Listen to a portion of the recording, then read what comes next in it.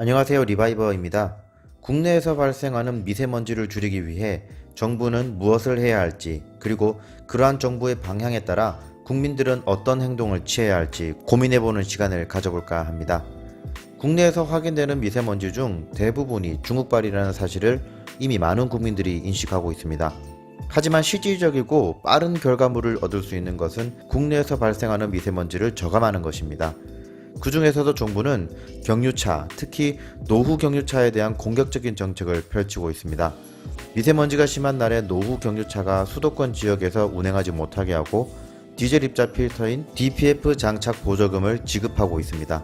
SUV 차량의 인기는 전 세계적으로 일어나고 있지만 특히 한국은 디젤 SUV 점유율이 높음에 따라 미세먼지가 발생할 가능성도 함께 높아집니다. 디젤 엔진이 아무리 미세먼지를 일으키는 질소산화물을 걸러주기 위해 필터, 배기가스 재순환 장치, 요소수 분사 장치 등을 추가하여 유로6에 부합하는 배출가스 기준을 만족한다고 할지라도 가솔린보다는 훨씬 많이 뿜어내기 때문입니다.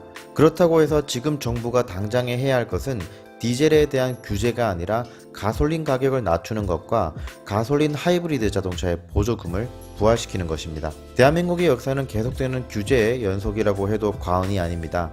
과거 전두환 시절부터 정부는 국민을 소통과 화합의 대상이 아닌 관리와 통제의 개념으로 바라보고 있고 이는 현재도 크게 다르지 않습니다. 명확한 근거 없이 지속적으로 이행되었던 이러한 각종 규제로 인해 기술로 먹고 살아야 하는 대한민국의 경쟁력을 저해하였으며 또한 많은 국민들이 이러한 규제로 인해 더 많은 사회적인 비용을 부담해야 했습니다. 정부는 현재 미세먼지의 원인 물질인 질소산화물을 가솔린 엔진 대비 디젤 엔진이 훨씬 많이 배출한다는 이유로 경유차의 세금을 높이려 하고 있습니다. 하지만 이는 매우 위험한 발상입니다. 게다가 초과 세수가 발생하고 있는 이 시점에서 유류세의 증세는 더욱 비난을 받을 수 있습니다. 오히려 반대로 생각해서 가솔린의 유류세를 낮추는 방향으로 미세먼지를 저감해야 하는 것입니다. 대한민국 사람들이 디젤 SUV를 선호하는 이유는 토크보다는 높은 연비 때문입니다. 물론 오르막길이 많은 국내 지형 특성상 언덕에서의 토크가 필요한 경우도 많지만 연비가 더 큰 비중을 차지하고 있습니다. 경유는 가솔린보다 가격이 더 저렴하지만 연비가 더 좋으니 디젤 차량의 가솔린 엔진보다 약 200만원 정도 더 비싸다고 할지라도 유류비로 빠르게는 1년 내에 그 금액을 회수할 수 있습니다. 가솔린 가격이 리터당 1,400원, 디젤 가격이 1,200원이라면 디젤 가격보다 더 낮은 1,000원에서 1,100원 수준이 되어야 합니다.